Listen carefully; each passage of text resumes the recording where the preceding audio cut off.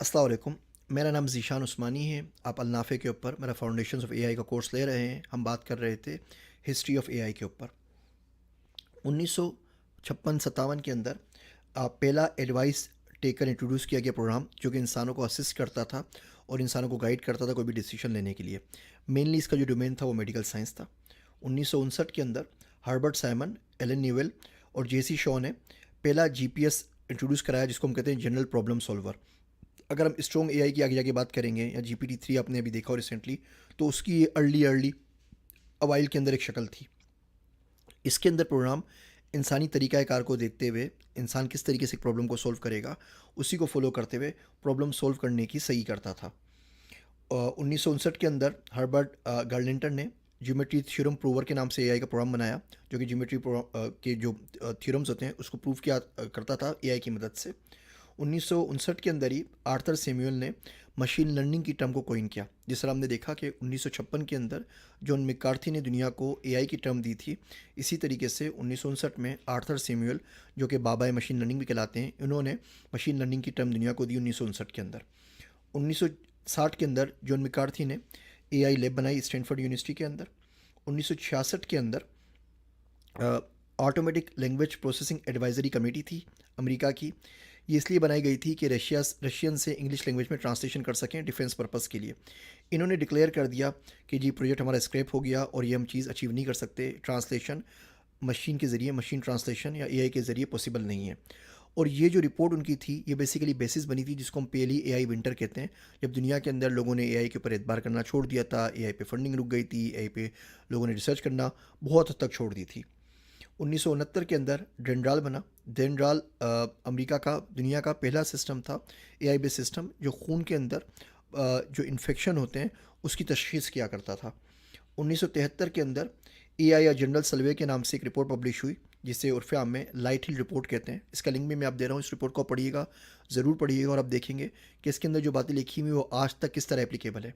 ये रिपोर्ट बनी और इस रिपोर्ट ने एआई की दुनिया को तहस नहस कर दिया। इसके बाद एआई में तमाम फंडिंग रुक गई, एआई के अंदर प्रोग्राम्स नहीं बनाए जाने लगे, रिसर्च ग्रांट्स रुक गई, पीएचडीज रुक गए और लोगों ने यकसर एआई को भुला दिया। एआई अपने वक्त से बहुत पहले की इजाद थी। उस वक्त दुनिया एआई के लिए रेडी नहीं थी और पूरी दुनिया से एक तरीके से एआई ख़त्म होने की तरफ चल पड़ी। 1982 में हल्की हल्की इसमें जान वापस आई तकरीबन 9 साल बाद, जब जापान ने FGCS का ऐलान किया। जापान फिफ्थ जनरेशन सिस्टम था और जापान चाहता था कि एआई में काम करके वो दुनिया में इस फील्ड में आगे निकल जाए। जिस तरीके से आज 2020 के अंदर दुनिया लगी हुई है कि एआई में कौन आगे निकलता है, America, China, Japan, Korea, India, बिल्कुल इसी तरीके से ये तमाम काम 1982 में हो चुके हैं। यानी कि आप देखें कि तमाम काम 40-50 साल पहले ये पूरी की पूरी जो एपिसोड है ये रिपीट हो चुकी है। 1983 में जापान की देखा देखी यूएस ने अपना एक इनिशिएटिव लॉन्च किया जिसका नाम था यूएस स्ट्रेटेजिक कंप्यूटिंग इनिशिएटिव। अगर आपने देखा होगा तो पिछले हफ्ते पेंटागन ने अनाउंस किया है कि वो $1 बिलियन की सरमायाकारी करेंगे क्वांटम कंप्यूटिंग के अंदर और एआई के अंदर। और ये भी तमाम कहानी वही है जो 1983 में एक दफ़े ऑलरेडी हो चुकी है। तारीख अपने आप को दोहराती है, सिर्फ वो चीज़ें नहीं होती हैं जिनके बारे में हमने पढ़ा नहीं होता और जिनका हमें मालूम नहीं होता। 1983 के अंदर लिस्प का बड़ा ज़ोर था, हर जगह लिस्प की बात होती थी, सिम्बॉलिक प्रोग्रामिंग की बात होती थी। उस वक्त लिस्प मशीन से कंपनी थी, लिस्प भी थी और इनको all together Lisp machine market springs कहा जाता था।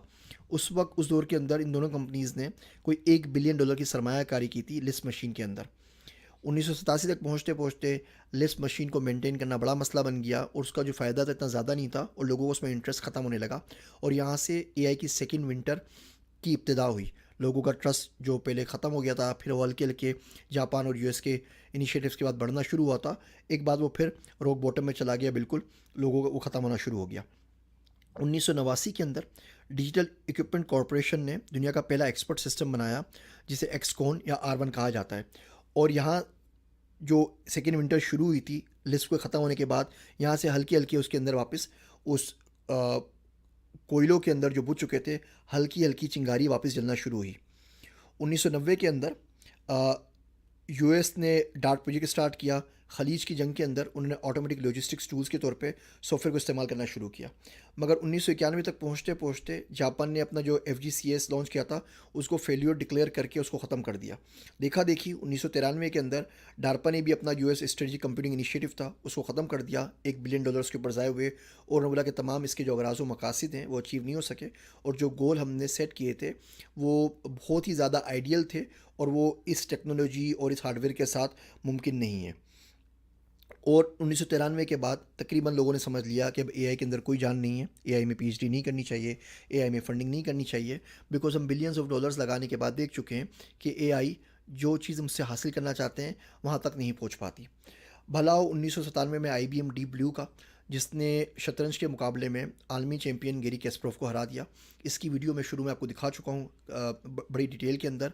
और आप देखिए एक छोटा सा गेम था, इस छोटे से गेम ने किस तरीके से पूरी दुनिया को एआई के जानिब मबजूल किया, किस तरीके से पूरी दुनिया को सोचने पे मजबूर किया कि एआई के अंदर आज भी जान है, और एआई को सही तरीके से सही हार्डवेयर सॉफ्टवेयर के साथ इस्तेमाल किया जाए तो एआई अभी भी हमारी बहुत सी चीज़ों में मदद कर सकते हैं।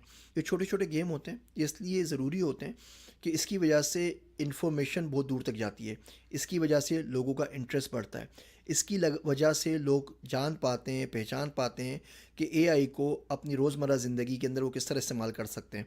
और यही इंटरेस्ट, यही उनका रुझान, यही उनकी अटेंशन जो होती है, इसकी मदद से फिर फंडिंग आसान होती है, पीएचडी करना आसान होता है, रिसर्च आसान होती है, और लोग इसकी जानिब राग़िब होते हैं, पीएचडीज़ करते हैं, एंटरप्रेन्योर्स बनते हैं, स्टार्टअप कंपनीज़ खोलते हैं, और ये तमाम काम होते हैं।